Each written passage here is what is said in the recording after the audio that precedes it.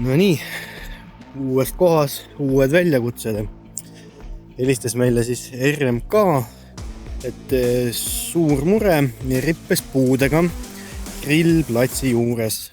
Nähtavasti käivad inimesed puhkepäevadel ja ilusate ilmade puhul ilusti grillimas. Aga grillima nad ei saa tulla hetkel, kuna seal on rippes puud otse grillmaja kohale, mis ohustab inimesi, ja siis on seal rippes puud.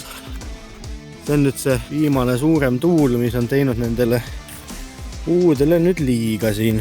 Kuivanud puud, eks ju, juurestik on mädanenud ja juhtubki niimoodi. Toestame selle rippes puu ära, kui me hakkame temaga tegelema, et võimalikult kontrollitult toome ta alla, et ei kukuks selle grillmaja peale. Pärast näitame ka, et see grillmaja on ikka terve, mitte me ei ole midagi siin ära lõhkunud. Ja siin on veel teine rippes puu. Ka seal kuuse männi võras kinni. Need kaks puud on juba siin korralikult alla prantsatanud.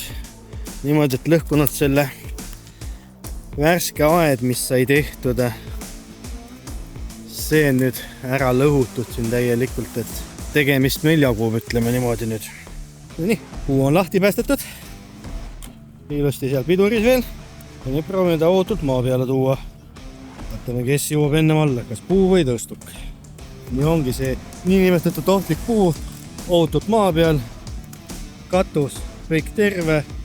Mehed terved, tõstuk terve. Mis ma oskan öelda? Hea töö. Võtame nüüd edasi järgmised puud ja vaatame, mis saab.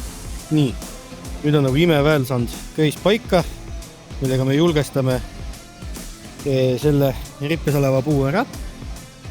Nii, et pärast poole, kui me sealt lahti laseme, et ta meil kontrollimatult siia alla nüüd selle peale, grillmajakese peale ei kukuks, et vaid toome ise ta köie abil ootult ja kontrollitult alla.